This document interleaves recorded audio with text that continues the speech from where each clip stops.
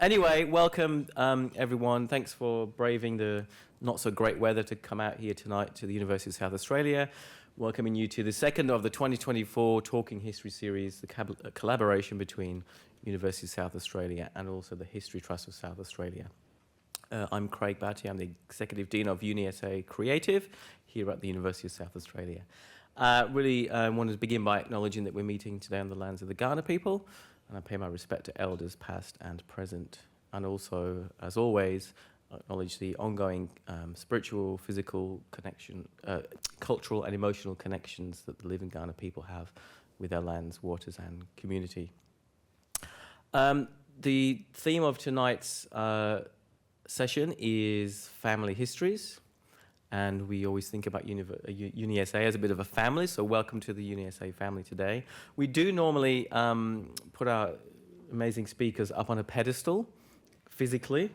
Today there's been a little bit of a issue with staging. We've been upstaged or destaged or unstaged, if you like. I look stage left for a wry smile from Kiera. So unfortunately today, rather than having speakers up here, we've got them down there, which sounds really bad, but so hopefully you can all see, and obviously more importantly hear. Sorry, as importantly, that sounds like you're not, we shouldn't be looking at you. So we will obviously just be careful when speakers come up using this pedestal, which I'm currently occupying. I'm going to offer my hand, and also my hand, to your wonderful state history advocate, Dr. Kiera Lindsey, who's the curator and creative and critical mind behind this wonderful series. So please welcome Kiera, and again, thanks for coming. Are you all right? Thank you, darling. G'day, g'day, g'day. Well, we've come together on this wet winter night to talk history, so let's get on with it. So welcome everyone to the second of 4 Talking Histories for 2024. If you want to know more about the fabulous events which will be taking place in August and September, you know what to do because you've done it before. That's why you're here. You go to the History Trust website, you type in Talking History. There's an event in August which will be about painting South Australian past. It's going to be fabulous. We've got some amazing speakers.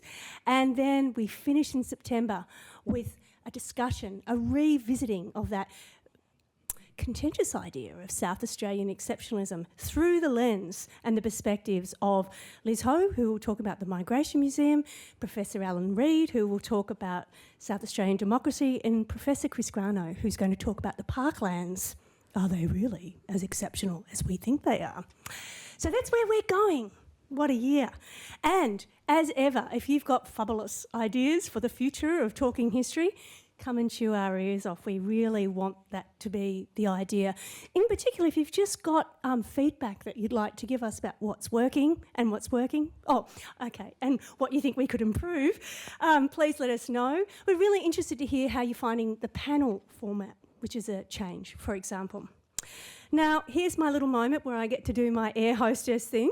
In the unlikely case of an emergency, please run. See the security card. The bathrooms are on the left. The foyers are out the door, along the corridor. Please put your mobile onto silent if you could. This event is being recorded and will be made available on the History Trust website in good time. And so please be aware of that. You know, this is an ongoing conversation, as history is, a dialogue, a conversation. Yes, this is sovereign, unceded Kaurna land, and despite 188 years of European settlement, its survey chains, those trains and trams, the miles and miles or kilometres of bitumen, even the 650,000 Stobie poles, which we will celebrate the 100-year anniversary of this coming Monday, the 15th of July. Even those. First Nation country remains charged with stories and songs, and here the peaks, the plain lands, the waterways, and Karawiri Pari all remain charged with Kaurna songs and stories. History as a practice and a passion reminds us to remain curious, to look back, to look forward together. So we thank the Kaurna for sharing their country and their culture, their living traditions with us.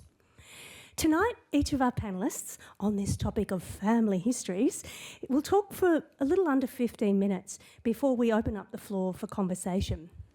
Very sadly, our beloved and highly esteemed Professor Marian Quartly, South Australian born, but from Monash University, is unable to attend because of family commitments. So she is asked to express her personal apologies for that. However, the indomitable Mandy Paul has very kindly agreed to read the presentation and share the PowerPoint that Marian has presented for us. So thank you very much for that, Mandy. Television shows like Who Do You Think You Are, coupled with booming online databases, confirm that family history is a hugely powerful and popular form of history making with its own distinctive methods. Now, once upon a time, those in the academy were quite sniffy about family history, but I think that they've learnt over the last decade or so that they do so at their peril. History is proliferating in the public sphere, and family histories are at the heart of it. Nonetheless, when we work on family histories, we encounter, engage, wrestle with entanglements, all sorts of ethical and family and methodological entanglements. Tonight, we hope that the presenters who we're going to talk to will reveal some really interesting new sights about family history and the South Australian context, because family history does provide a very intimate, even intricate way of looking at the South Australian story. It's a way of reviewing and revisiting our law and our lawmakers, our liberties and limitations as a community and a society. We get a chance to look at our past through that very private lens. Can we glean fresh insight into how individuals sought to negotiate the notion of family itself, which has changed so much over time? What might we discover about changing notions of family and how they've shaped both the individual and the society?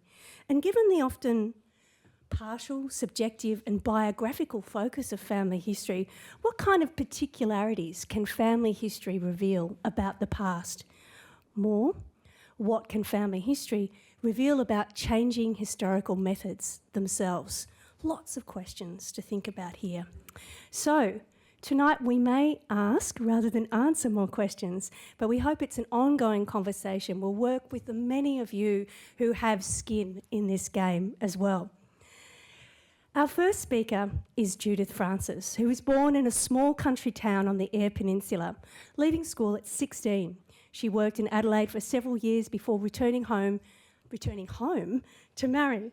Her experiences of growing up in a small community gave her an enduring sense of the need we have of developing and maintaining close relations. Judith trained as a primary schooler in the mid-1970s and was fortunate to work in private education sector over the next 35 years. During this time, she undertook further studies in business management and communication studies. 3 of her lifelong interests have been history, family genealogy, and writing stories. She joined the Pioneers Association of South Australia in 2011 and was president from 2020 to 2023.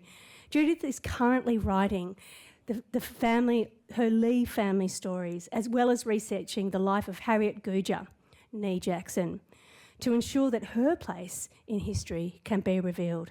Tonight, her paper is entitled Heartfelt, Sincere and Respectful Retellings of Family History. Please welcome Judith.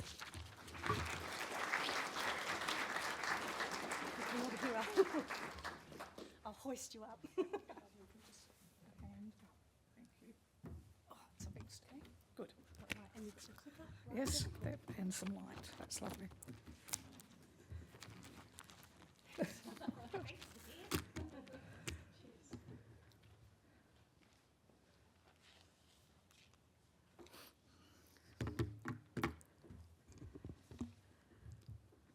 I'll put my glasses on. I can never tell whether I'll need them or not.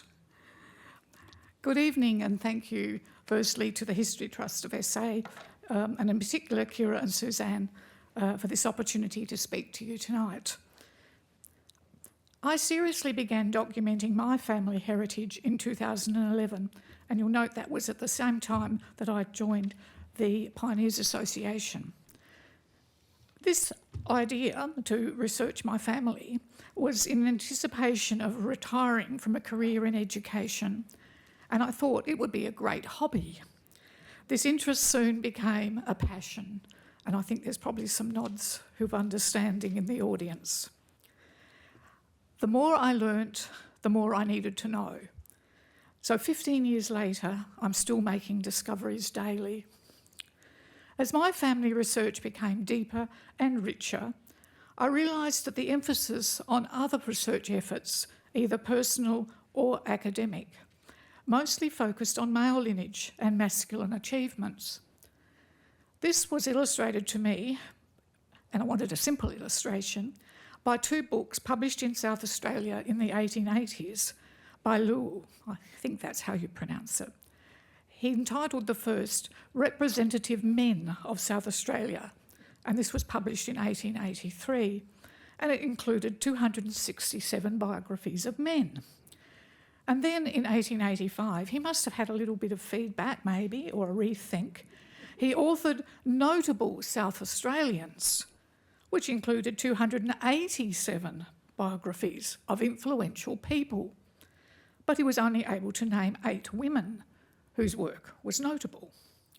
So I need to pause and ask you, because I was curious, what was the criteria he used for that inclusion, for either the women or the men? I think there's a bit of a research topic there. So where were the stories of every day, the ordinary women whose achievements we should celebrate?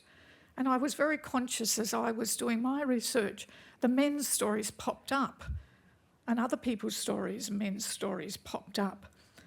But I decided that I would certainly, within my research, give my female ancestors a voice. So tonight's a bit of a case study, if you like, of how to reground our research with a focus on a woman. Eliza Baxter was born in Horsley, Gloucestershire, and baptised on the 24th of May, 1814. And for those of you that know some English history, a very turbulent time. England, or Great Britain, had been at war with Napoleon for 11 years. So Eliza grew up in a time of turmoil. Poverty was prevalent for many living in rural areas. Mass movement of whole populations from small towns to the cities was occurring. It was a time of social and political unrest.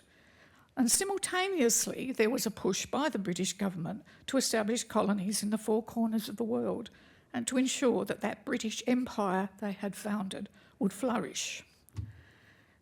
So Eliza, in her small village of Horsley, was very fortunate that she could access rudimentary education, because that set her on a path that you'll see later was of great benefit to her.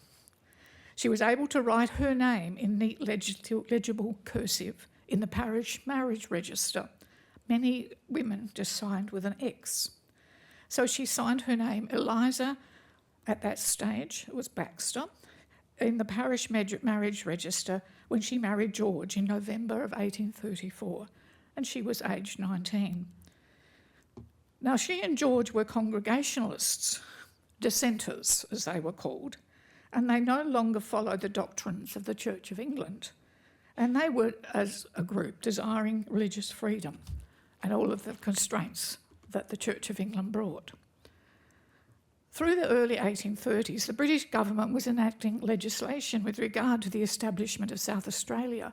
So you can see how this history impacts on the personal. And I think we must remember that when we're doing family research. The South Australian Colonialisation, which is funny, Act, was declared in 1834, and that then enabled the establishment of the South Australian Company. Articles in local newspapers, printed pamphlets, and village meetings spread the word of the rewards for workers awaiting them on this other side of the world. Young people were presented with a choice in deciding their future, stay or go. Eliza and George were early applicants for the assisted migrant scheme the Register of Immigrant Labourers applying for free passage to South Australia, application number 1430, records George White Taylor, Randwick, Gloucestershire, married, aged 24. And can you think about this? 24, female, 23, boy, 22 months, girl, 6 months. And they had lodged their application through the local immigration agent. Now, I've really used newspapers to gain another insight to what is happening in the communities. So the Old Gloucestershire Diary, which was a newspaper, reported on the 30th of August in 1837 that 55 immigrants sent to Australia by the Stroud parish. Robert King took them to Bristol in 3 wagons. You can imagine that. All of their belongings and the 55 immigrants, and among them adults and children. And among them, of course, was Eliza, George and their children. Their embarkation number was 758 on the Royal Admiral. So I pause there to again say, well, what were Eliza's fears then for their future? And what was she saying as she said, thinking as she said goodbye previously back in Horsley to her family? The ship left Falmouth on the 26th of September in 1837 and arrived here in January of 1838. That was only 13 months after the establishment of the province. So disembarking at Glenelg on the Thursday, the 18th of January, they were met by a wall of heat. How different that would have felt. Would those fears have re-established themselves? Now, I found a diary or an article written by a William Pedlar, who was a child on that very ship, the Royal Admiral, and he wrote, "I well remember coming home from school one day, seeing a gentleman from London with my father. That gentleman was John Hunt, Esquire, the immigration agent and one of the founders of the colony. Through his persuasion, we sailed from Falmouth on the September the 25th, 1837, and cast anchor at Kangaroo Island on January the 14th, 1838. The next day we sailed for Holdfast Bay. The longboats carried our luggage ashore, and the seamen leapt into the water and carried the people on their backs to dry land. It's not a fallacy, it happened. On landing, we were sheltered in a tent belonging to the commissioners, made of old sails." He goes on to say, "The wind was blowing very cold, not hot, from the hills on that night of the 20th January, 1838. And from there, the emigrants, including George and Eliza, were housed at the Immigration Square until they were able to find their own accommodation. Now, Eliza and George were very successful in South Australia. They were risk takers, and as George had been trained, and his father was also, as a tailor, they put a lot of energy into establishing their business. And as times improved, their locations also improved, as did the development of Adelaide. Now, I can't particularly show you, but in this image by Gill, if we're looking at it, and always a bit hard to say left and right, his shop was about down where that little white in far distance was. And it's not far from here, to be honest. It's interesting when you can revisit a site. So that was their first established business in Hindley Street. Sadly, in 1840, they went bankrupt. He went to jail. And obviously Eliza had to manage, but then when he came out, they re-established themselves in Rundle Street. And I'm not sure if you can just see, but the big, tall, double-storied white building there is actually where Beehive Corner is now. And his shop, so it says Taylor, is actually right there. Pre-photographs. How wonderful is that, to have an image of his shop? So they were there until 1846, when he moved then to King William Street. Now, they were people, business people, so their houses were always behind or above the shop. In 1855 and 56, they built White's concert and assembly rooms. Has anyone ever heard of that? Huge investment, nearly $100,000 worth of expenditure, and it incorporated the Clarence Hotel. And this image was taken as a photo in 1870, and it shows where it was, 80 to 86 King William Street. And I still walk along there and think, well, they used to walk this street. This place was their place as well. So they lived there for a while, and obviously there was underneath this there was a shop. So I'd love to have been able to visit. It was knocked down in the 1960s. So I think that part of their risk-taking was that they also invested in mining and made some good money in the development of the mines in South Australia. So in 1860, they were able to buy land. Oh, sorry, that's the internal view of the most important White's assembly rooms. And when you read the history of all of the meetings, the dinners, the wonderful concerts that were held there, it was preceded the Adelaide Town Hall. So it took that place, if you like, in the town. So they then in 1860 invested in a large vineyard, and it was called Rosefield Estate, and it was out at Fullerton, corner of Cross Road and Fullerton Road, 40 acres. I can't drive past there without having a little bit of a think as well. So that's where we find the family setting up a dynasty, if you like, and they farmed and grew grapes and made their own wines. So they exported, which I found some records of too, and overseas, and won many awards. Don't know about Rosefield wines anymore. To wrap the story up in a personal note, Eliza and George, with all of this going on, had 11 children, 9 surviving to adulthood. And 2 of their sons were killed in a tragic boat accident. And if you Google tragic boat accident, St Vincent's Gulf, their story will come up, but I haven't time to tell you tonight. Now, to illustrate, I believe, that Eliza was a true partner in their business, when George died in 1876, his will said, residue of my estate to my dear wife Eliza for her absolute use and benefit during her life, may continue or discontinue my business as Viogna. I can never say that word. And she was the sole executrix. And when they sold the property on King William Street, it sold for £85,000. They were successful. So I think, that's one illustration of perhaps reframing a story into a woman's story. Because I firmly believe working class and middle class women were active decision makers within the space society allowed them. Eliza was one of these women. And of course, she is an ancestor. She is my second great-grandmother.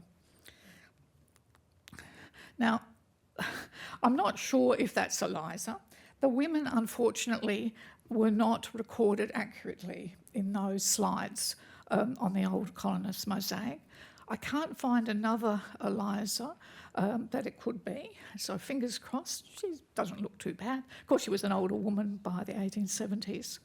But that is certainly George White, and history seems to show he was quite a social, outgoing man and very friendly to everybody.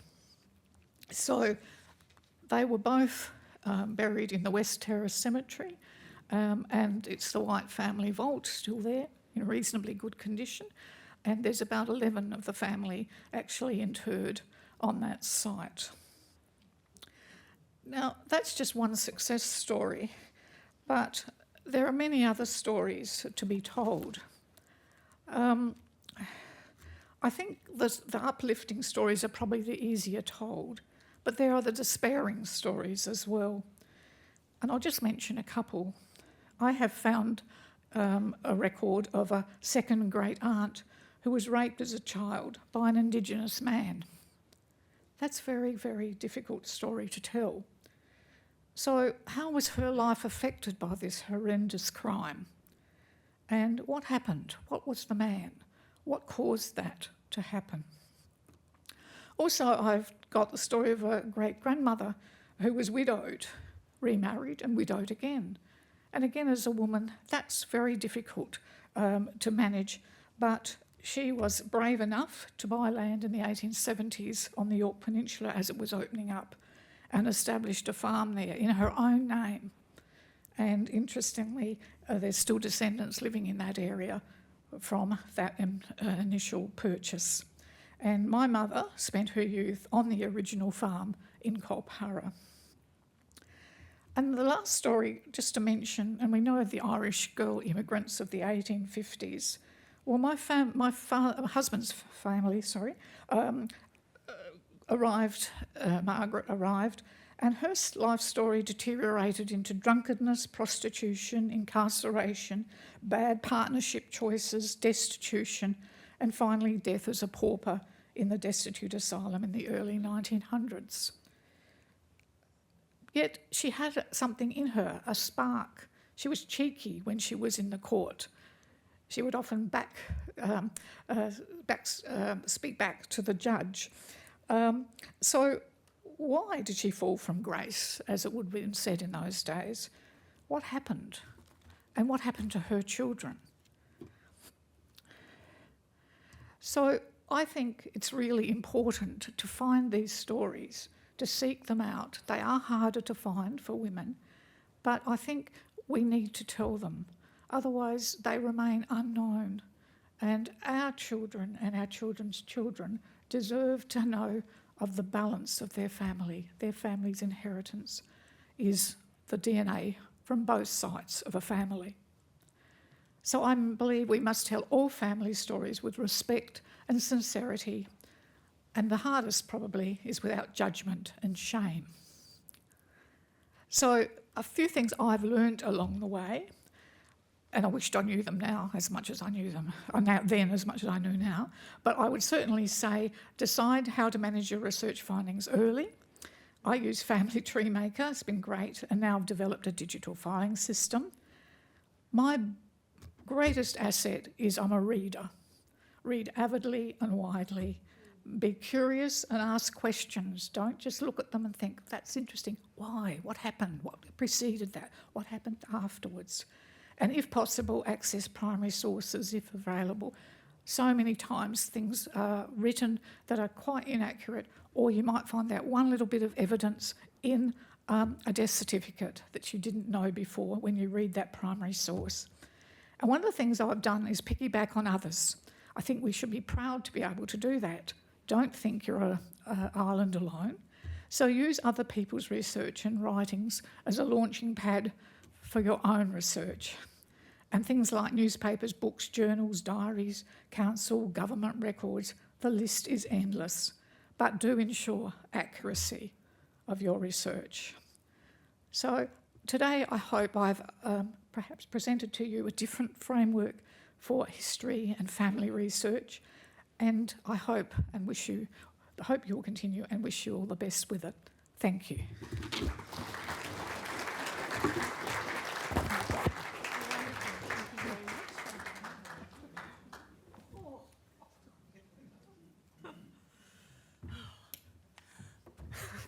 Climbing the family tree.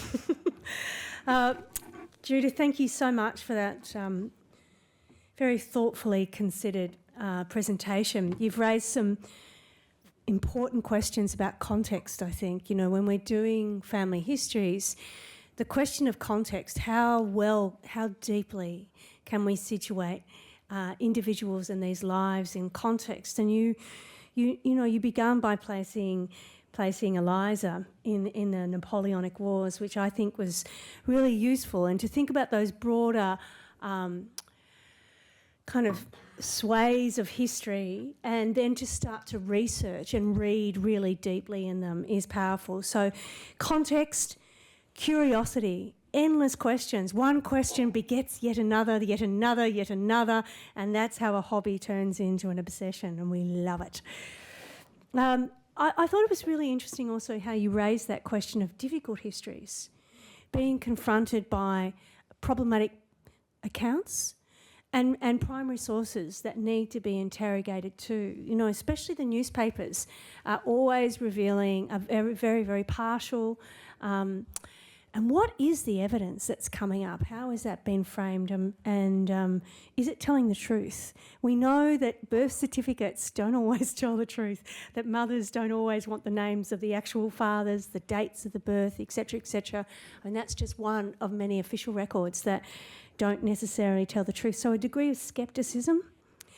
And I loved what you did there in terms of introducing us to some risk takers. Some who succeeded and some who didn't. You brought us close into a face-to-face moment with the fact that the consequences of people's actions in the 19th century had very different ramifications. One man, George White, could go to jail but still come out on top. Another woman could make some unfortunate choice of judgment, and that could go on and result in yet further difficult things. So this question about being at a crossroad, and we'll get to explore that all throughout 2025, the History Festival, because the theme for the 2025 History Festival is decisions. The decisions that you make and that other people make, the decisions we make as a society. So thank you very much, Judith. That was rich, and we'll get to ask some questions. We'll have a panel conversation at the end and then open up the floor. Now the time has come to speak, to let Alan Atkinson have his moment on the stage. Alan is a journalist, an author, an editor who has long lived in South Australia. He began his journalistic career on The Scotsman in Edinburgh, followed by The Guardian in London. In Australia, he wrote for The Advertiser before joining the ABC in Perth and then becoming a senior producer in Adelaide.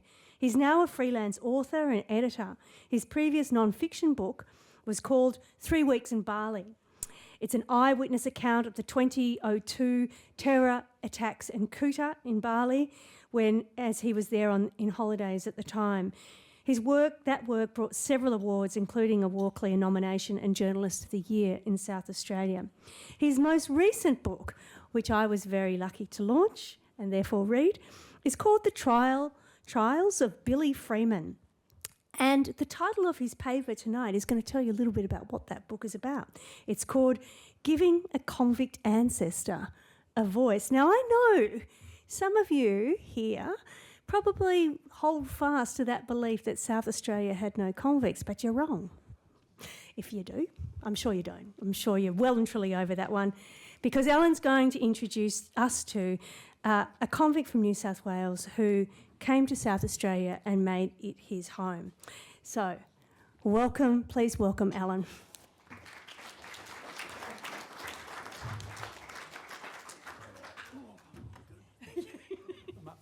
The Trials of Alan Atkinson. The Trials of Alan Atkinson. So I think we need to just move on. There we go.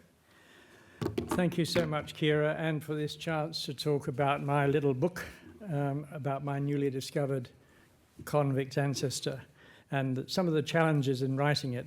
By the way, I'm a journalist, and I should not be confused with the well-known Australian historian of the same name, who's written lots of books. This is just my second slim volume. My first, as Kiera mentioned, was a sort of journalism diary, published by my then employer, the ABC, after the Bali bombings. I was on holiday there. I mention this for a reason. The cultural historian Maria Tumarkin reviewed that book. Let's just have a look at it.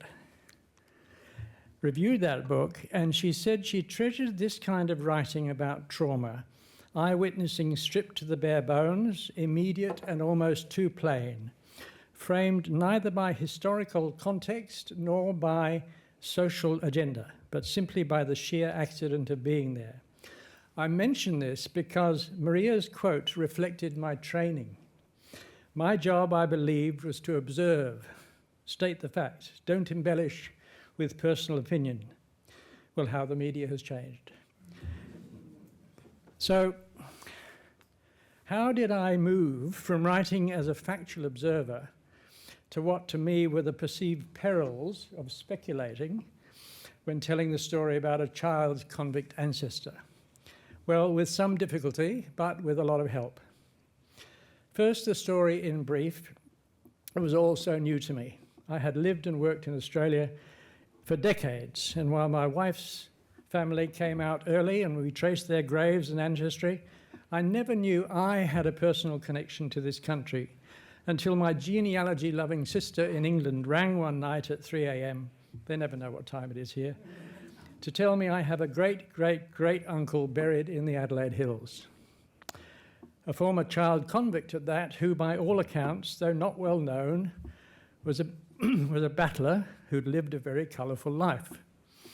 Of course, my journalism training helped me as I started to research and discover the story's historical context. But the fact that it was colourful made the telling easier. In my TV career, I've loved working with pictures, so first, here's a brief pictorial thumbnail sketch, and anyone who's been to any of my talks, this is a short version.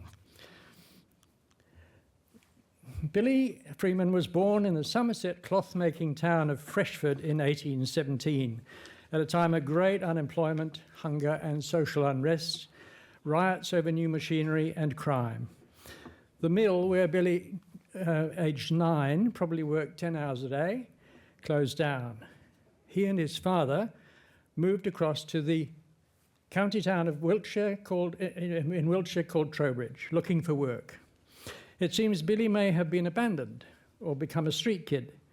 At age 10, he was jailed twice for stealing and whipped. Then it was off to Fisherton Jail in Salisbury, after he made his biggest mistake, which was stealing 6 pounds of cheese. Sentenced 7 years transportation with hard labour. First, though, he spent 18 months on a prison hulk, like this one, sitting on the mud flats of the Thames, a repurposed battleship taking overflow from the prisons. On board, conditions were terrible, with much sickness. Finally, aged 13, he left England for Port Jackson, and that journey took 122 days, and on that ship too, there was much sickness and some boys died. Arriving in New South Wales, his luck finally turned when he was indentured to a pastoralist called John Hordon, who fed him well, along with other convicts and Aboriginal workers, and he learned all the skills of riding, building and managing stock. So the unruly child worked hard and came good as a teenager. So much so that by age 19-20, he gained his certificate of freedom. There it is, apart from an absolute pardon, the highest rank of freedom you could get, which meant that Billy technically could have come back to the UK. There were obstacles to that, cost, and the English didn't really want people back. So he never returned, but he came to South Australia. How? This was the mystery. Well, a neighbour of John Hordon was the great Charles Sturt, who'd been back to England after his river explorations and had returned to buy land in New South Wales. Then, 8 years after he'd traced the Murray down to Goolwa, in 1830, then came what's called Sturt's Forgotten Journey of 1838, bringing much-needed cattle from New South Wales to South Australia. Here's a lovely S.T. Gill picture of the drovers. Billy was on that cattle drive. We know this from court records, and this was an exciting discovery for me. The journey was an exhausting one, crossing rivers and along narrow tracks, watched with bemusement and mostly peacefully by Indigenous tribes. Once here, Billy worked with cattle and on bullock carts, and then he married 18-year-old Sarah Stacey, whose free settler family arrived at Port Adelaide. Now, you might wonder how my former child convict ancestor came to marry in the wealthy and respectable Church of England's Holy Trinity, built slap bang in the middle of Adelaide. Here it is today, just down the road. Anyway, it was into the hills for Billy and Sarah. They had many children, some of whom died young. Billy now worked for Hills landowner Edward Stirling, an interesting man who incidentally thought the indigenous Peramang people, or savages as he called them, were headed for extinction. On the other hand, and luckily, he gave Billy a leg up, including a loan to buy his own parcels of land. Clearly, Stirling thought highly of him, and this is Billy's first land near Strathalbyn. It was so exciting to find that plot of land. The people of the Alexandrina Library found every plot of land and even where the crimes took place. But it wasn't easy, with droughts, land degradation, and bushfires. And then came a great personal calamity. Somehow Billy, who was known to have a fiery temper, well, wouldn't you have a fiery temper if you'd been whipped aged 9? He got into a row over money with his new son-in-law. And it was off to the Supreme Court. There it is, today's Magistrates' Court, where Billy was charged, along with Sarah, Billy with inciting Sarah to burn down their daughter's house. It was more like a dugout with a thatched roof. A jury convicted them on circumstantial evidence, and the judge said he'd go easy because Sarah was pregnant again. And despite references handed up by both Edward Stirling and Charles Sturt, it was off to the Adelaide jail. The sentence for both of them, 2 years with hard labour. Still they survived, and when they came out, they returned to Macclesfield. And Billy took up a butcher's licence in this shop in Macclesfield Main Street. You may have seen it. He was also variously a wheat and mail carrier. But I believe, though technically free, he lived with the ever-present fear of disapproval of the convict stain.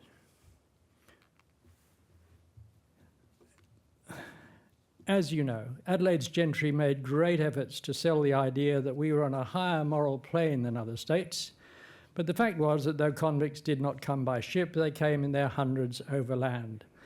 This is why I imagine the fiery Billy never took a backward step and had many court battles, even suing neighbours for stealing firewood to accusing a preacher of theft. He was a character.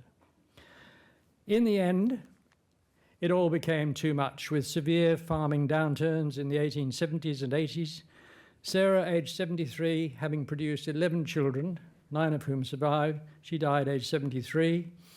Then 3 sons, Billy and Sarah, went onto Echuca, onto the paddle steamers to work there.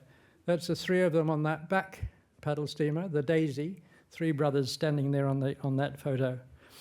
There are a lot of Freemans along the river. We were in Echuca just recently, and there are Freemans galore. I was welcomed into the family.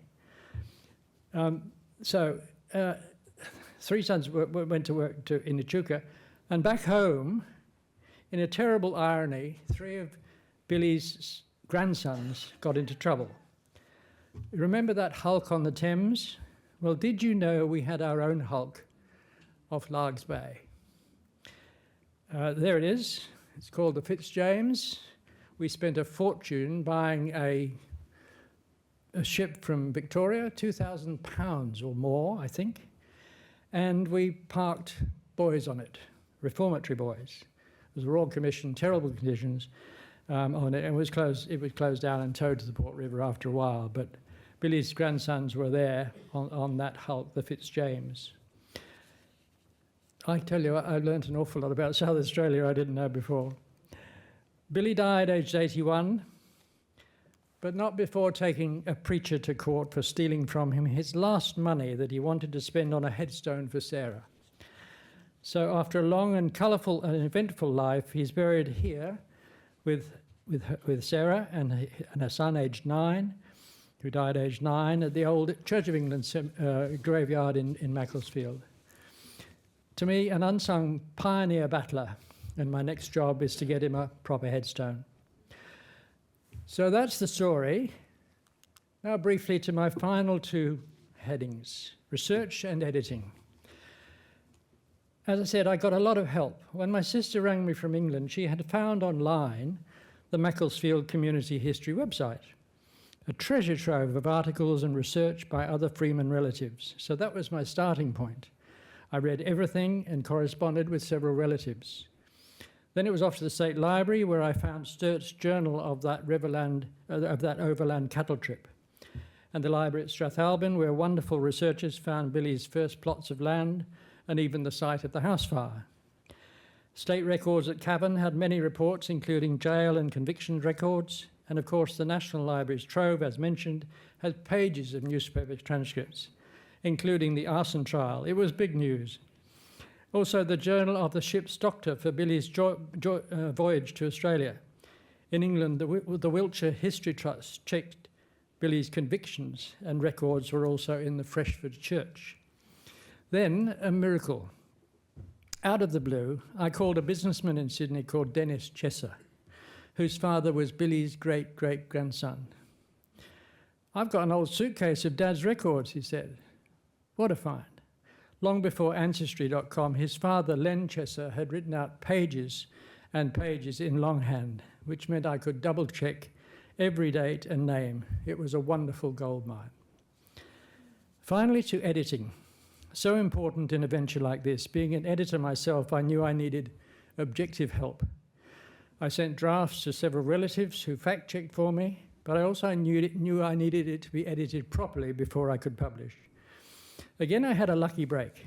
In 2021, Australian historian Janet McCallman, who I'm sure you know, published a book called Vandemonians, about convicts who came to Tasmania to the so-called still unstained Victoria and the troubles they faced trying to fit in.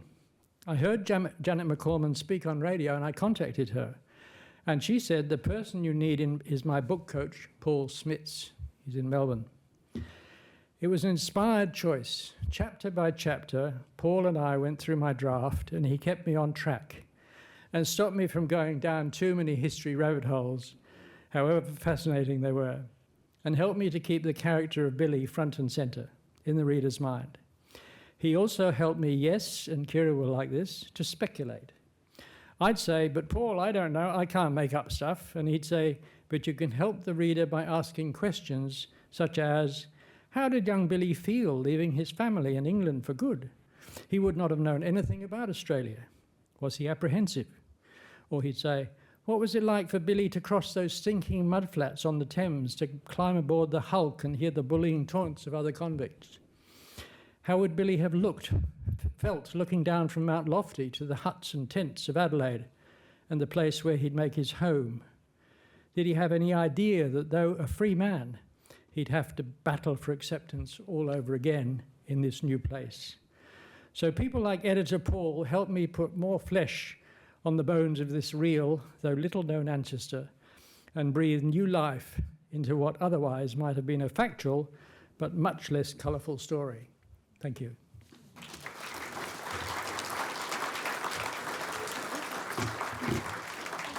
Thank you. Come down that way. It's not fun. Thank you. Dear me. That was great. Terrific. Having read Alan's book, I think one of the things I find really interesting is the way that he has worked across so many different sources. You can see him pulling on primary sources that are directly relevant, one which includes a description of Billy, who used to wear a smock, which was common practice in his childhood village, but with a big kind of belt, and the smock went down to his knees, and that's how people in the village in the Adelaide Hills remembered Billy. Alan also kind of opens a window into what life was like in the Adelaide Hills for people like Billy, and makes the suggestion, I think, that there was actually quite a lot of convicts, ex-convicts, ticket of leavers, living in that area, and that the police, they had a kind of relationship with the police, which is really interesting.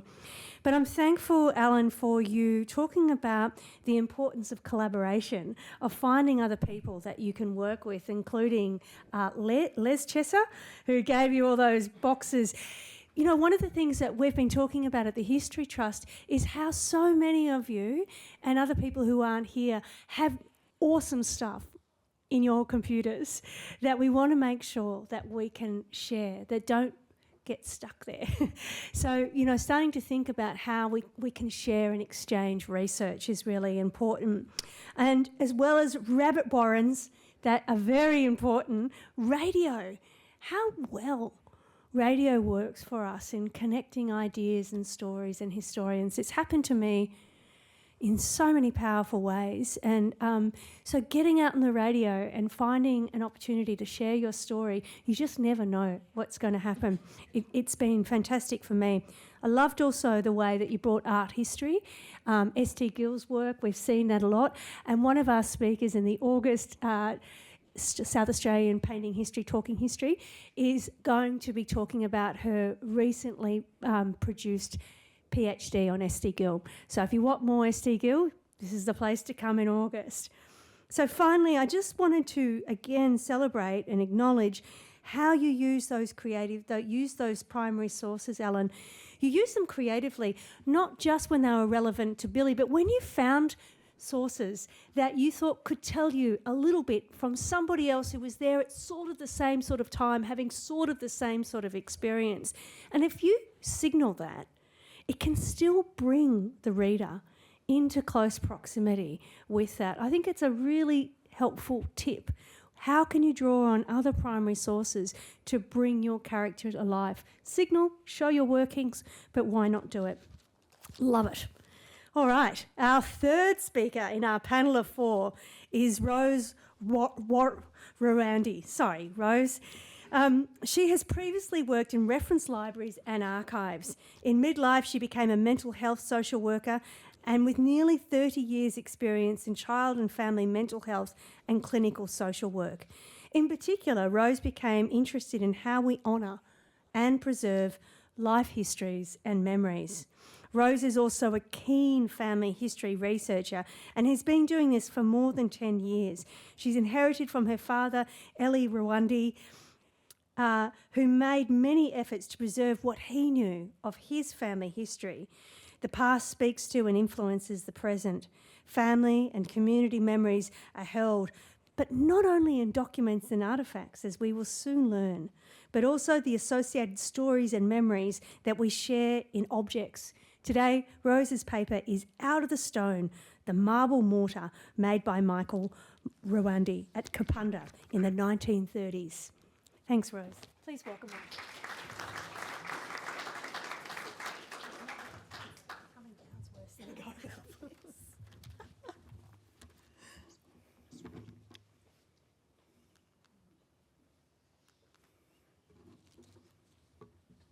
Good evening, everyone, and thanks for being here. I would like to acknowledge that we're meeting on Kaurna land. In the 19th century, my paternal grandfather, Michael Rawady, came here from the Ottoman Empire. Michael and our grandmother Nazira were both born and raised in the port of Almina, Tripoli, then situated in Syria, and it is now part of modern Lebanon. He returned to Tripoli to marry her and brought her and their young son, Constantine, to South Australia in May of 1910.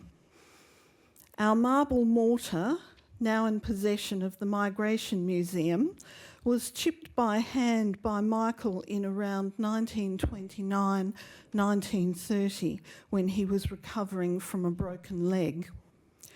Pestle and mortar utensils were very common among Syrian Lebanese immigrant families, used for the grinding of meat, often lamb or goat, and spices for the making of kibbeh. However, the marble mortar became an almost forgotten part of our family's story as domestic meat minces became more popular and our family integrated in used more mainstream ways of preparing food. Our grandmother Nazira died at the beginning of 1933, so use of the mortar may have ended then. The inside of the mortar remains clean and unstained, suggesting that it was not used extensively, if at all. Adapting to the use of more modern mincing machine and abandoning the mortar and pestle may have occurred as a result of Michael selling such items to his customers and bringing one home for the family. We don't know exactly when or why the women of the family ceased to use it, but it was well before my childhood. While we don't know what artistic style Michael had in mind when he made the mortar, its simple classic lines resemble the Art Deco period, which was unfolding at the time he was creating it. There we go. A mortar is called a jurn in Arabic. It is the bowl of the traditional mortar and pestle. This one was made using a piece of marble quarried in the Kapunda marble quarries, and it's the same marble as the facade of South Australia's Parliament House. The mortar has a diameter of 31 centimetres, and we estimate that it weighs approximately 40 kilos and is quite large compared to some mortars. We don't know if it had a pestle made of the same stone, as we never saw one with it. I've been told that the pestles were often made of timber and replaced as they broke or wore out. Having fallen into disuse, the mortar became a flower pot in our Auntie Lena's backyard until my dad, Eli Rawady, rescued it in the 1990s, cleaned it up and had the label made which explains what it is. And there was a label in the previous slide, but it's difficult to read. I took all the photos, I'm afraid.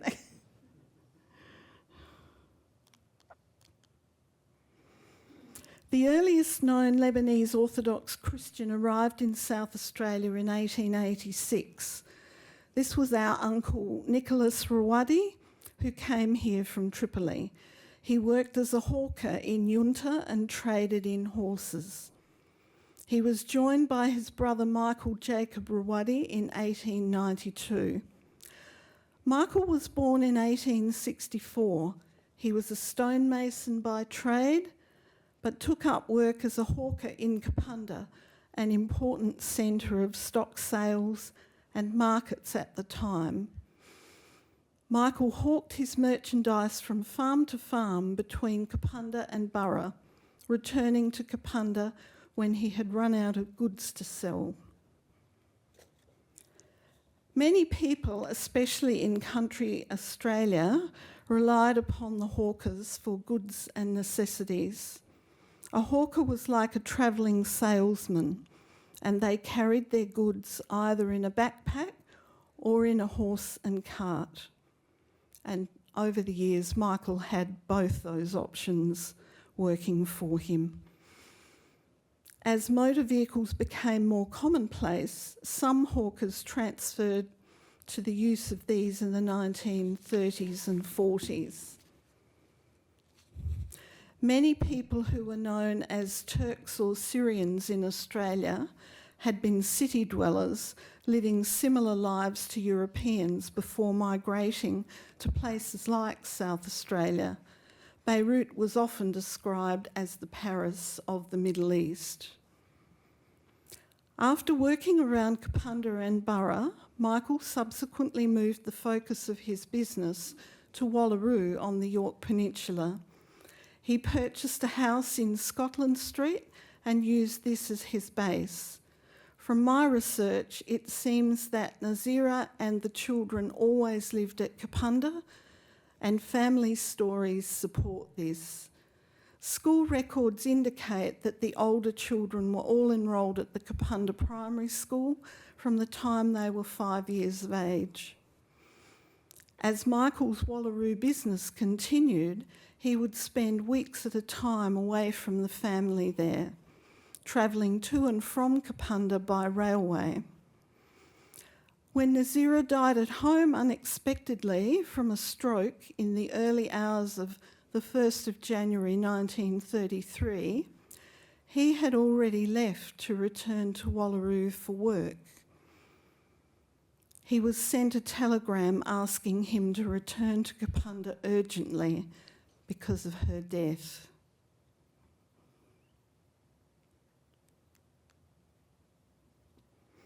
Family stories provide windows on a wider context. Based on the geographic location of their homeland, in Australia, Syrian Lebanese were classified as Asian. This is particularly in the 20th century after Federation. This classification means that the experiences of the early immigrants had more in common with the Chinese and Indians than with other migrants from the Mediterranean region, such as Greeks, Italians and Maltese.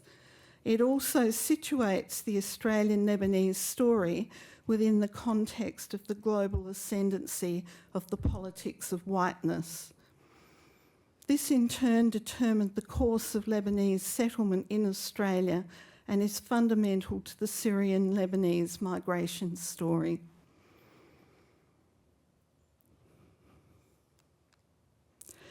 During his life in Australia, Michael made 4 separate applications for citizenship in 1903, 1906, 1910 and 1922. In 1923, naturalisation was finally granted to him with some restrictions to his rights and entitlements. This explains why he needed to keep working well into his 60s when his health was no longer up to the demands of the work.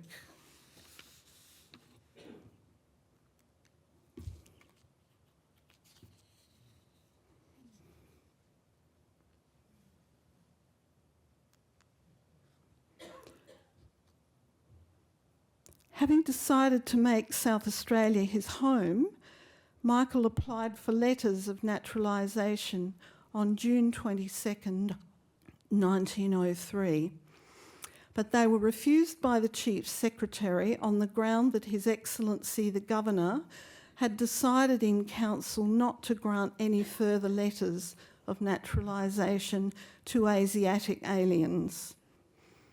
The Governor argued that the course was decided upon to exclude Asiatics who lacked European habits, were ignorant of the English language and of the Christian religion, and undesirable citizens.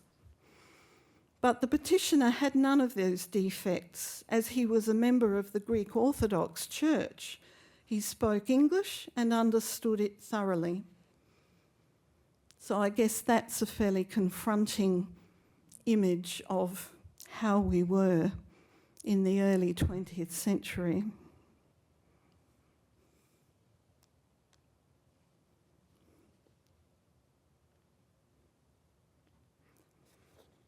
Between May 1910 and for 18 months until November 1911, our grandmother Nazira Rawady was considered an unauthorised entry to Australia, along with her 2-year-old son Constantine. Throughout these 18 months of legal wrangles and their near deportation, the Australian government authorities never corresponded with her directly. The records show that she was not recognised as a person in her own right.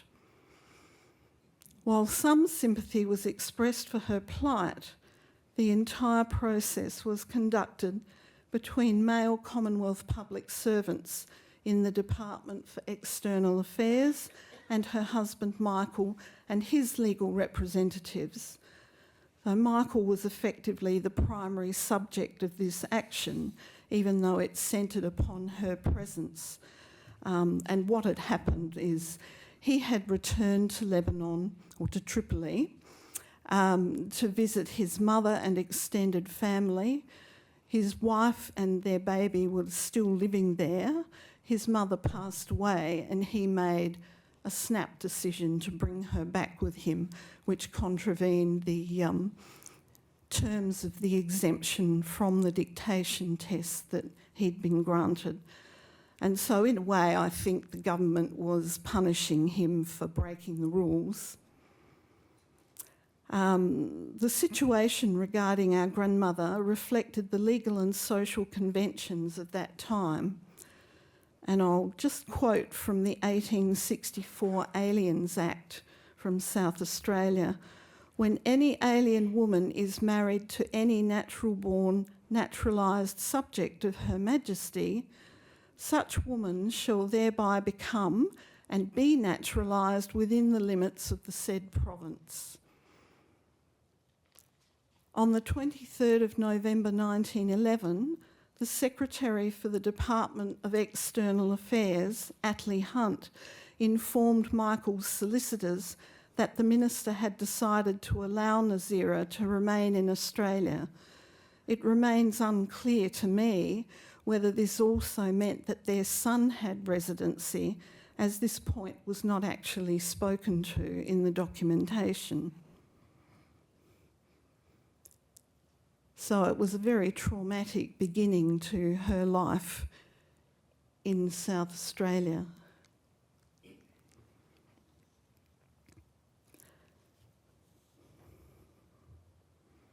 Michael was naturalised in 1923. He continued hawking until he broke one of his legs in the late 1920s. Although he was naturalised and had worked for many years in Australia, he was deemed not eligible for a pension.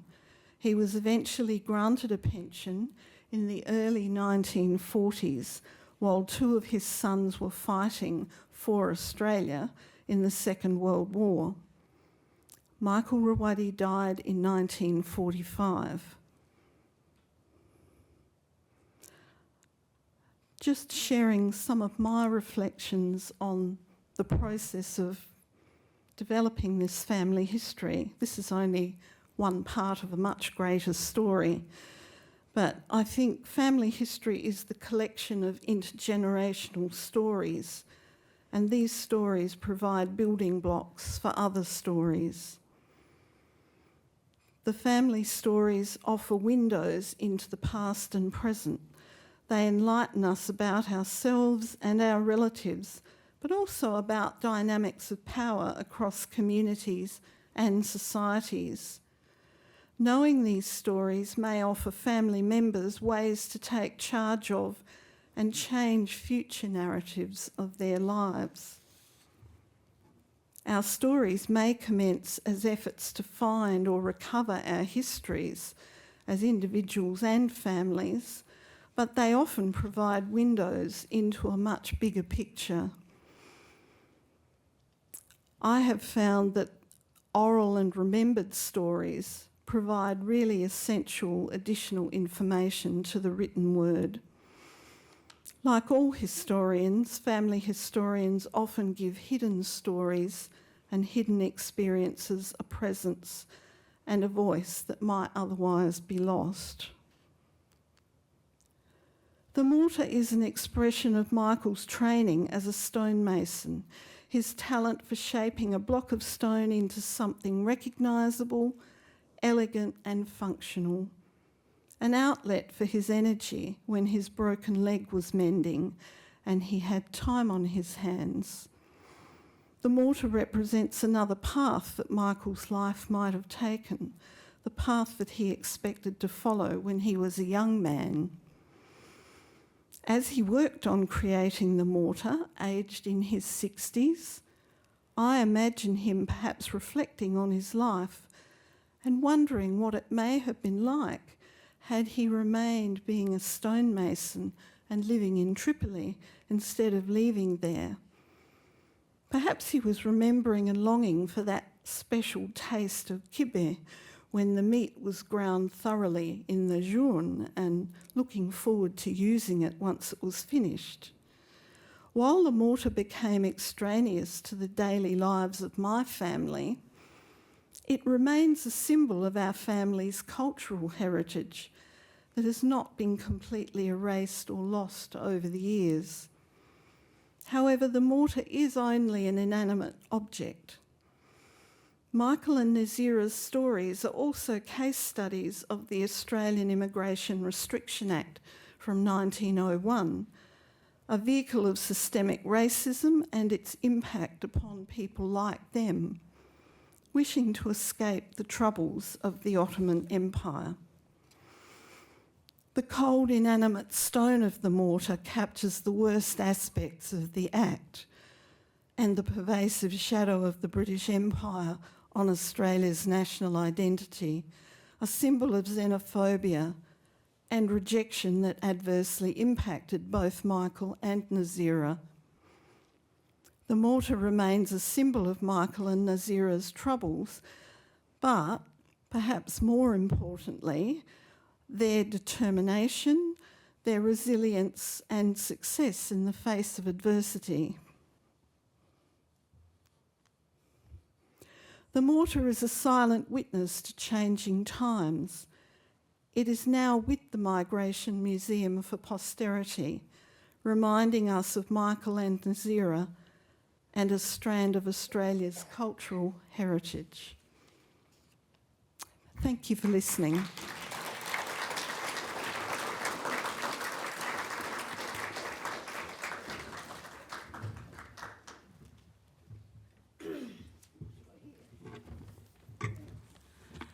Oh,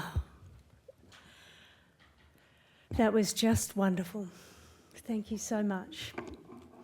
You brought us into the 20th century and face to face with the violence of the modern nation state. How difficult it was for beautiful people to live lives of dignity. And you did it out of the stone, making that stone really real for us. I think we'll look at mortars in a different way henceforth.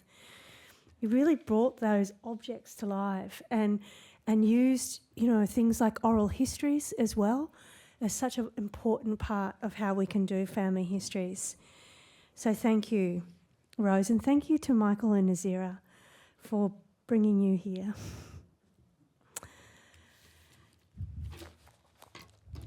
We're going to finish tonight.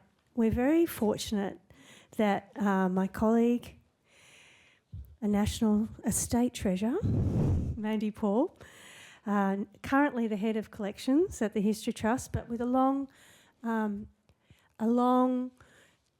set of deep expertise working in the Migration Museum as well, is going to present Marian Quartly's paper. And I'd just like to talk a little bit about Marian. She's a Professor Emerita at Monash University of the School of Philosophical, Historical and International Studies. She taught and researched at Monash for more than 40 years. Her most cited works are Australian, 1838, I lived by it, Creating a Nation, 2006, which was an answer to many of those masculine histories by looking at the female perspective of history. And she did that with 3 other feminists, historians, Anne McGrath, Marian Lake and Pat Grimshaw.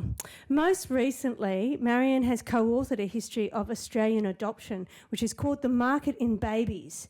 And she also has a history of the National Council of Women in Australia called Respectable Radicals. Most recently, Marian has published her own family history. It's called The Middling Sort, a South Australian family history. And tonight, Mandy's going to talk about that. And the title is A Distinctively South Australian Middle Class, The Case of the Curl Family. Please welcome Mandy.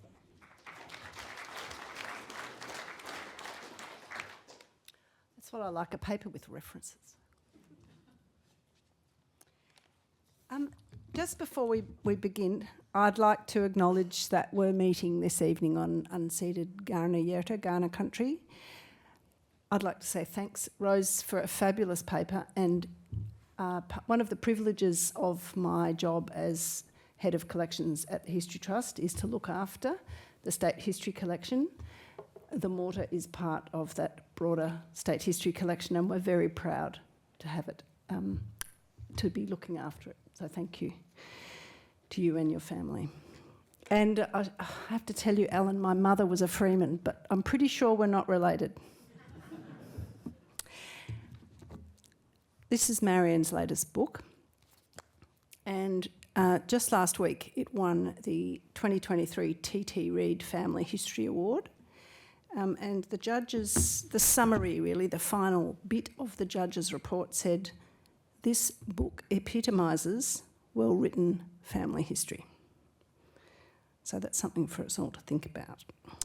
And I'm very happy to be presenting this paper on behalf of Marian. I've been an admirer of her work since the 1990s. Now, she has written it in the first person, so if you want to close your eyes between the slides and imagine that I'm her, that's fine with me.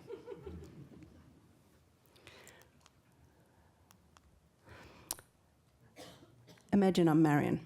This is a portrait of my great-grandparents, Carolyn and Jonathan Curl, and the Curl's got a double L. Oh, you can see that.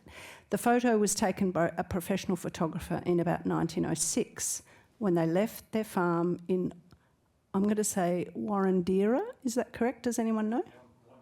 What? Oh, thank you, John. Wandera. Wandera in the South Australian near north, and moved to a suburban villa in Mile End, Adelaide. I will be arguing here, tentatively, that they are representatives of a distinctively South Australian middle class. Middle class identity has not been much studied as a factor in South Australian history. Two scholars have written powerfully about the Australian middle class, Judith Brett and Janet McCalman, who's already rated a mention this evening. Sorry, that's me, not Marian. But perhaps their studies are more locally specific than they acknowledge, particularly to Victoria. Carolyn and Jonathan both arrived in South Australia in the early 1850s. Both came as children, members of families which back in England had been agricultural labourers. South Australia offered free passage to such families and attracted them in large numbers. Carolyn's family, the Baileys, came from Chatham, Kent, a long day's walk from London, and close to the government shipyards at the mouth of the Thames. Carolyn's uncles seem to have worked in the shipyards, but her father, George Bailey, is listed in the 1851 census as an agricultural labourer. He brought his family to South Australia in that same year, 1851. Robert Curl, Jonathan's father, was an agricultural labourer from Holbeach Herne on the Lincolnshire Fens, land which had recently been drained and where labourers had no rights beyond foraging. In 1854, Robert Curl took his family to South Australia on the Coromandel. It was a disastrous journey. His wife Sarah and a newborn baby died on the voyage, and her two daughters by a previous marriage died in the month after arrival. And we can just think a bit about what Alan said about imagining what that must have been like for him. The colonial government paid the passages of labourers and their families in the belief that they would work for wages in the colony, but within a year or so of their arrival, both Robert Curl and George Bailey were farming on rented land. Both prospered, and both were soon buying land, though more as an investment than as a place to live. This certificate records the sale of 45 acres of Crown land to Robert Curl in 1864, some of it within the town boundaries of the village of Maidstone, which is later Kersbrook. He bought more town land in the next few years, leasing it out or mortgaging it. He sold it all by 1875, when he bought newly surveyed Crown land, I'm not going to be able to say it now, Wandera, thank you, in the near north, becoming, in the language of the time, a selector. Jonathan Curl was even more active as a land speculator than his father. This shows his purchase in July 1878 of 207 acres of land in Crystal Brook, and his sale of that land in December 1878. So that's only 5 months later. He established his family on his father's Wandera selection and developed a very prosperous farm there, but he continued to invest in parcels of land for the next 3 decades. By the 1890s, he had become active in local affairs, representing Wandera on the district council and helping bring roads and bridges and piped water to the area. Jonathan Curl and Carolyn Bailey married in Adelaide in 1869. He was 22 years old, she was 20. I don't know how they met. Carolyn may have been working as a housemaid in Adelaide. Somewhere she developed a taste for genteel living. As they prospered in Wandeera, she applied to a style of life more genteel than her neighbours. The Curl house was the first to be partly built of stone, almost alone of the pioneer dwellings it still stands. Carolyn called the property Peppermint Farm, but neighbours preferred the Curls. My cousin remembers a painting of the house, probably by a travelling artist, which showed a curving driveway and a flower garden in the front, perhaps roses.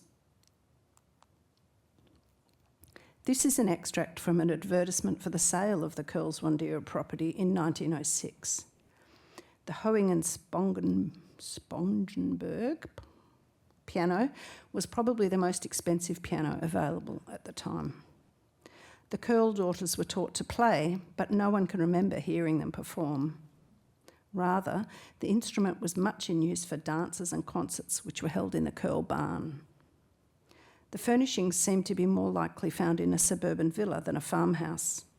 The 9-piece suite of cedar chairs and couches, the marble clocks and ornaments. Most telling, in each of the 3 bedrooms, there was an item which historian Lindsey Young identifies as a certain sign of gentility, a cedar washstand set. That is, a washstand with a cupboard that concealed the chamber pot and its contents. In 1906, Carolyn Curl exchanged her farmhouse for a villa in a respectable Adelaide suburb and soon located her daughters and husbands nearby. This picture here shows the extended Curl family in about 1912. Patriarch Jonathan to the left of the picture and matriarch Carolyn to the right. My grandmother Charlotte with baby on her knee in the centre, and with my mother Jean, a sulky 3-year-old at her feet. Charlotte's husband Jack Tyler, standing behind her on the right, never earned much. He was a shop assistant all his life. But gifts of money and land, and in time some astute property buying and selling by Charlotte herself, kept the Tyler family in comfortable style.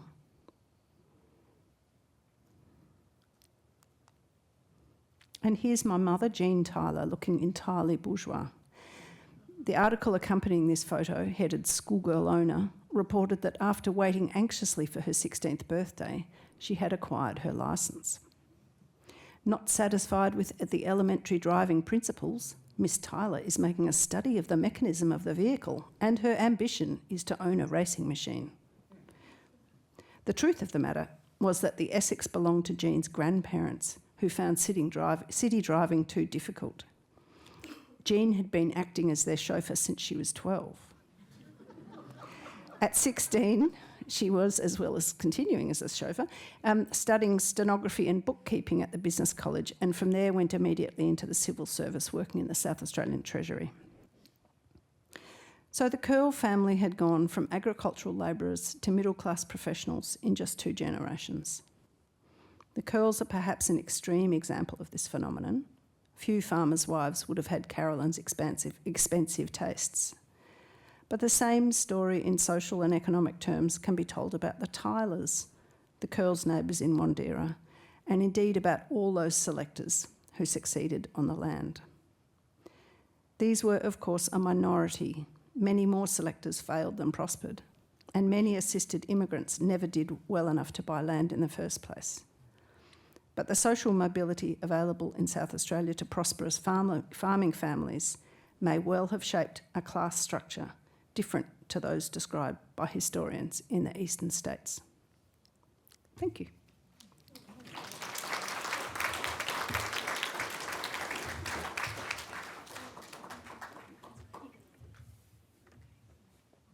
We have time. We're going to... Hello.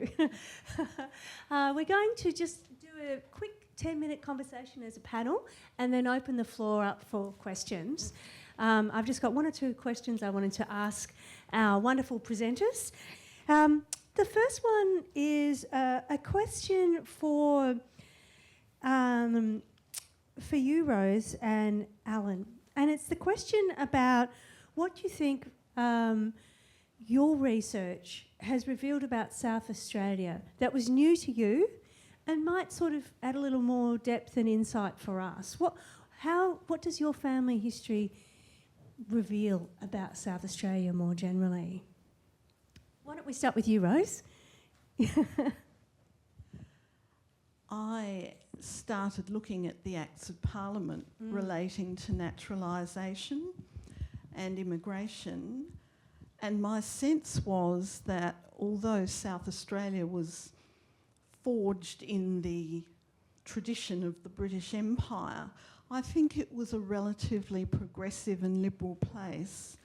And I've often wondered why our grandfather didn't arrange his naturalisation before Federation, because he came here in 1892 and he had 8 years, by which time I think he decided that he wanted to make this place his home. He did return to the Middle East a couple of times in the noughties, the early 20th century, but I am sure that people he was friendly with, who'd also come here from the Levant, had by that time sorted out their naturalisation. So I think had he done that, it wouldn't have been such a problem. People were being given naturalisation from the 1830s onwards. A lot of them had Germanic backgrounds, but I found other correspondence which referred to Chinese families who had been naturalised, who would not be affected by amendments to the Act, etc. So I think it was a pretty open-minded place. There were restrictions introduced on Chinese immigrants, and they were actioned in the form of levies and fees that had to be paid upon arrival. But I just get the feeling that perhaps after Federation, the Australian Acts of Parliament that were introduced at the beginning of the new Australian government were probably reflected more the eastern states. I mean, it's an area for further research, I think. Yeah. Yeah. There's a terrific book many of you in the room probably know by Henry Reynolds and Marilyn Lake called Drawing the Colour Line. And in that, they make the argument, as I remember from reading it about 10 years ago, that in fact we see the formalisation, the calcification of racism in the modern nation state, obviously, and attitudes to people with different cultural heritage is so entirely different, particularly in the first half of the 19th century. And I was really struck in that regard, you know, the difference between that 20th century legislation and the voice of the doctor or the solicitor who spoke so beautifully about your great-grandmother? My grandmother. Your grandmother, yes. Yeah.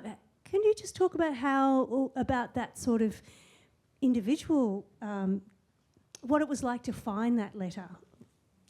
I might also mention Michael's older brother, Nicholas, only got round to getting his naturalisation sorted out just at the time of Federation.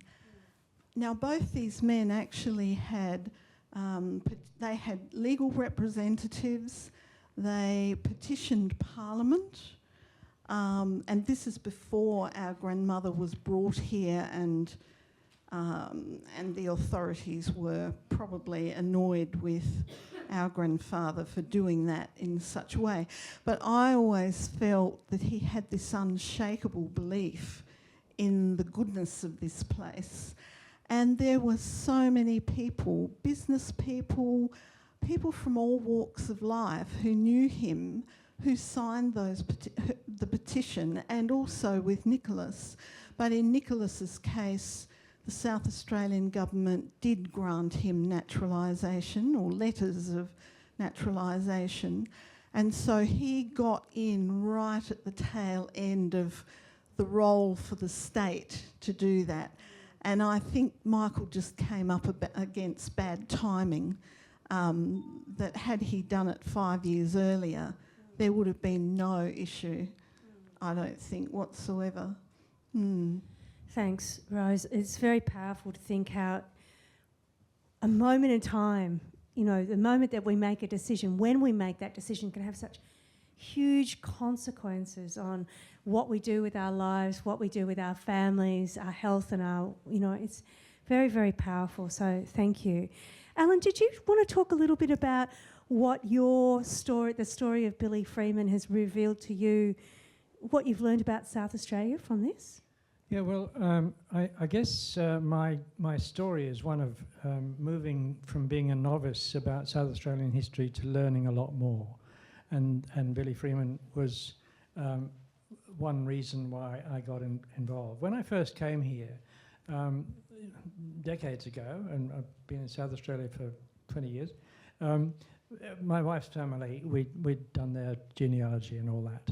And I knew about some of the characters, I knew some of the names, I knew a bit about Flinders and Edward Eyre and Charles Sturt and Douglas Mawson. And I knew that roughly that that we talked a little about being not having convicts here and all that. So I think this whole journey in reading made me realise a lot of the myths and a lot of the stories that were told at the time by the government to try and keep us on this higher moral plane than other provinces. But just, I mean, learning how much that was known. I mean, this was no secret that we had convicts here. Boyle Travers Finnis, who became the Premier, who was deputy to Charles Sturt, he wrote in the 1880s saying we must now talk about those who came across country and helped build the state. I mean, it's all in his books that they were here and they were building. So on top of that, I think with my growing knowledge and interest in South Australia, some of the characters that came up. One, for example, Paul Fulci. I talked about the fire, the arson, Billy and Sarah. And Paul Fulci was a German who came out for the gold rushes and ended up as a police trooper in Strathalbyn.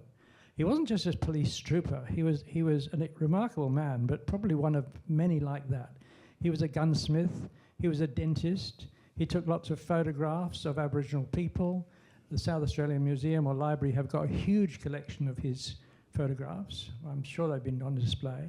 But he also got a medal from the Kaiser for sending over Aboriginal artifacts overseas.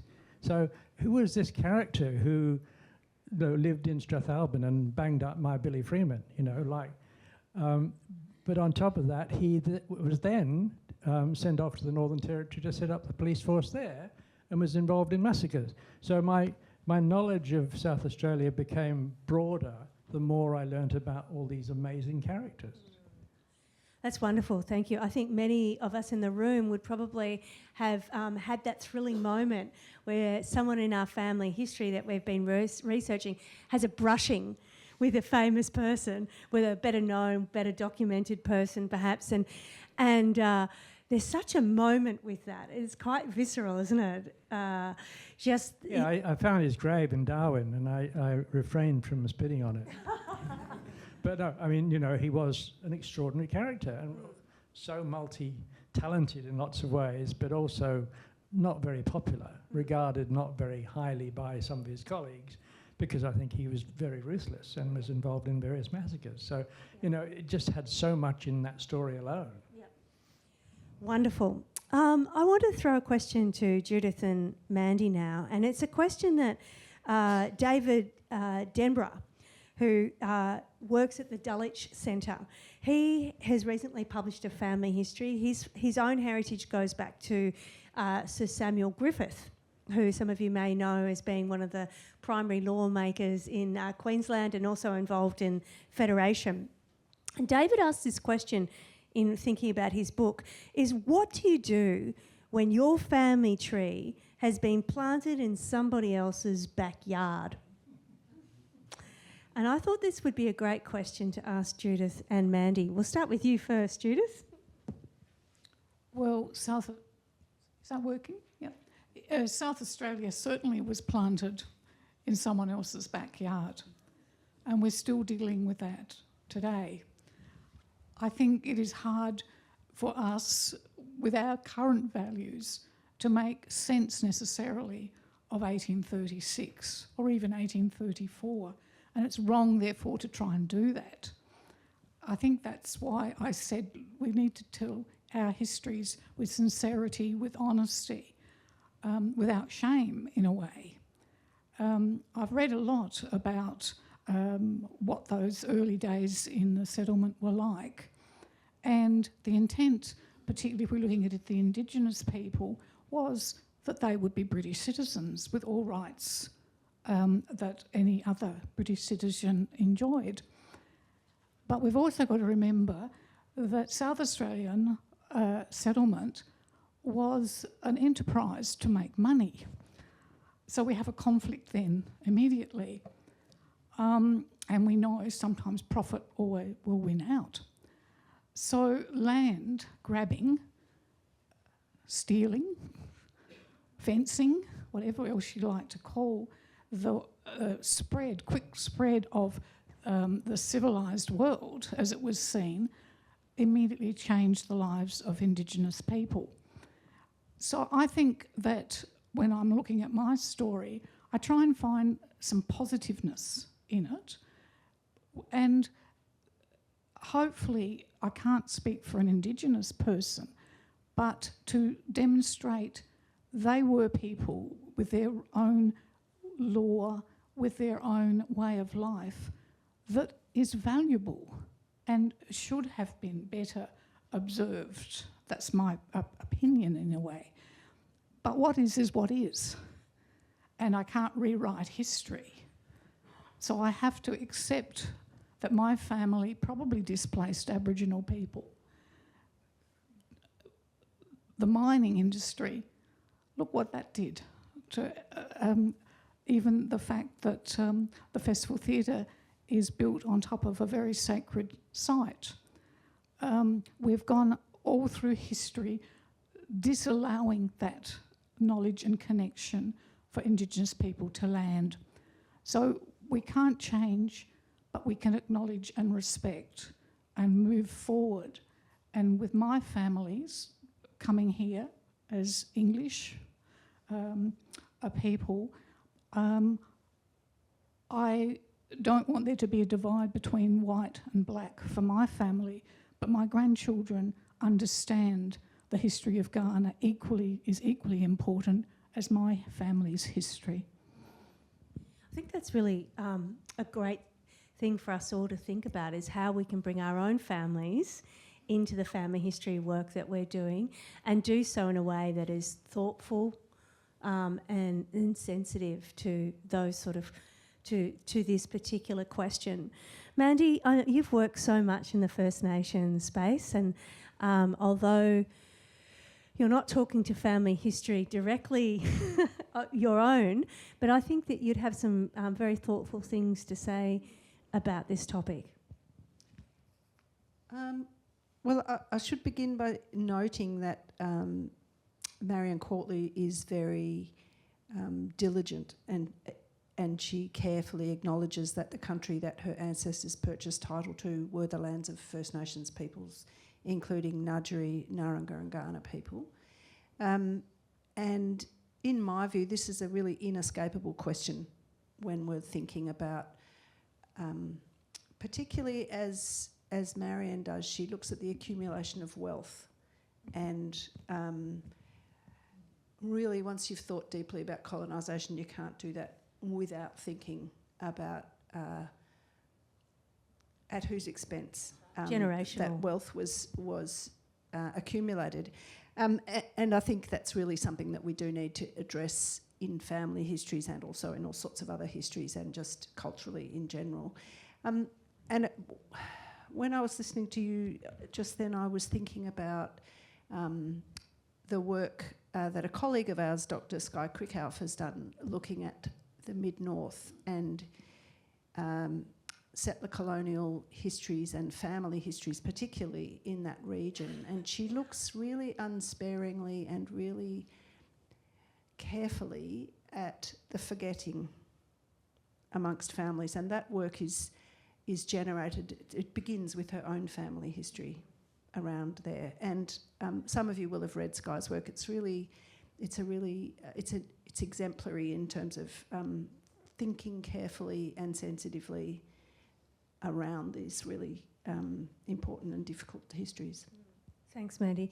I mean, in all these stories, we've heard about purchases of land, speculation, selling of land, expanding that prosperity and how it the affordances that gave to generation after generation in terms of access to education, social confidence, mobility, or exclusion from it. And I think sometimes it's difficult to accept that our some people's privileges are based on other people's disadvantages. So keeping that tension alive can be useful. I did have one more question, but I'm conscious of the time. So I think it might be... Oh, I'm just going to quickly ask it. Rose, I just would like to ask you first, how has this research changed you? I knew some of the history. My father did a lot of work on documenting what he knew and what he'd been told. Yeah. But there was a lot I didn't know in official records. I've used online databases, National Archives, State Archives, Trove, there's a long list of those things. I've interviewed people that knew my dad's older siblings, and I've often started the conversation with, what can you remember about our family when you were young?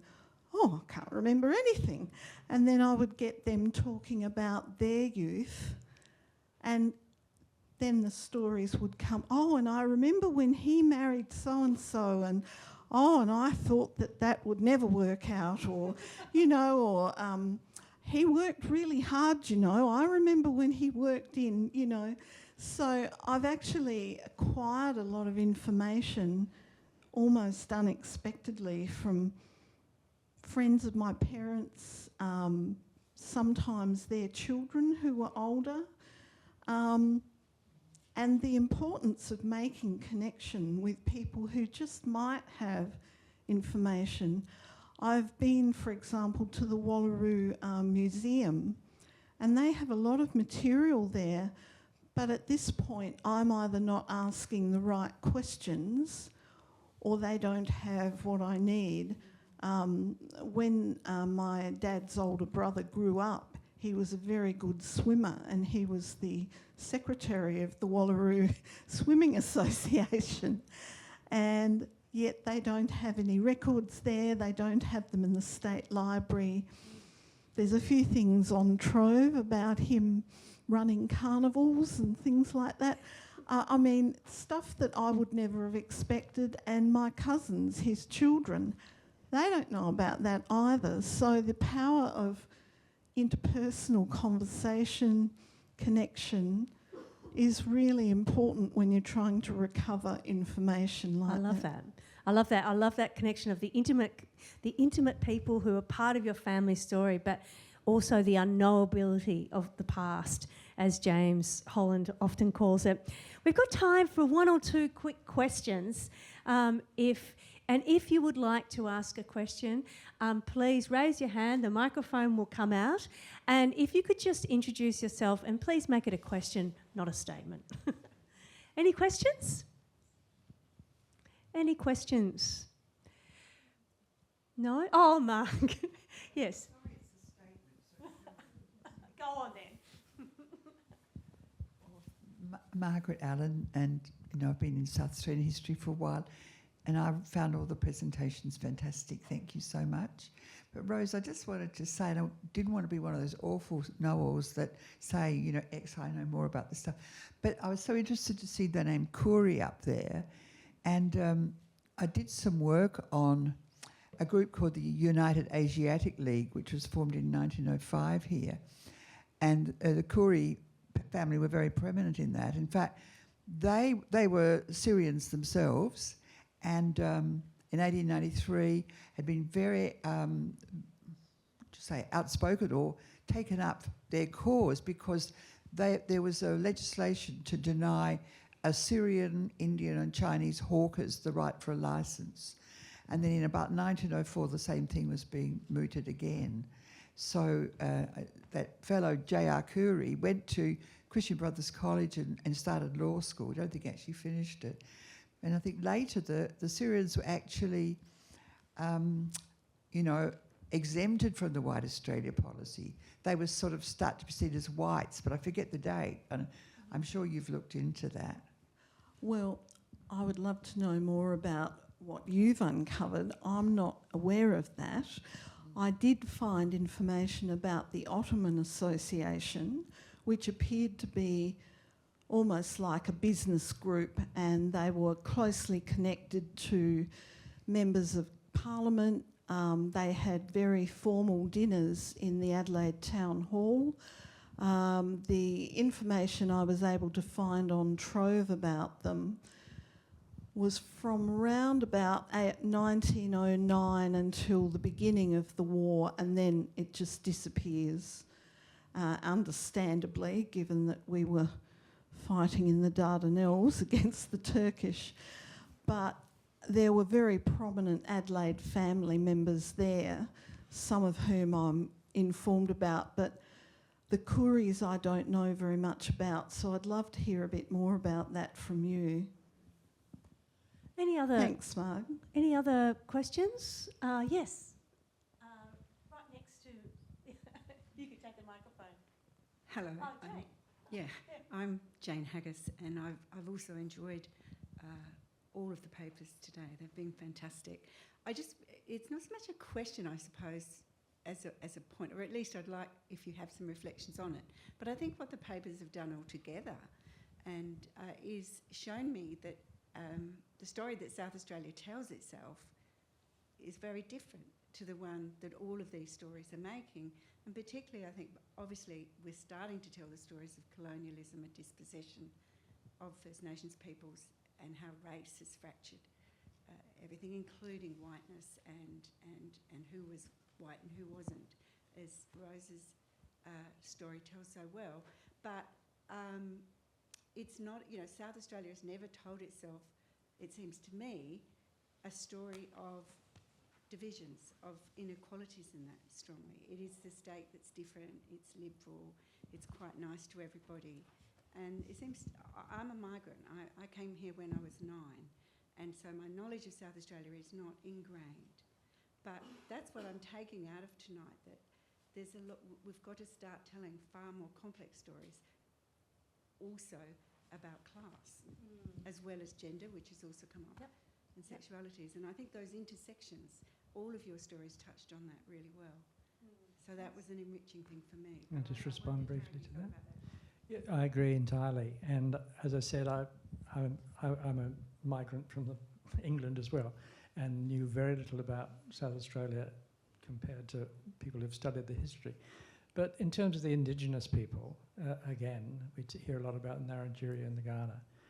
I didn't know anything about the Peramang people of the Adelaide Hills.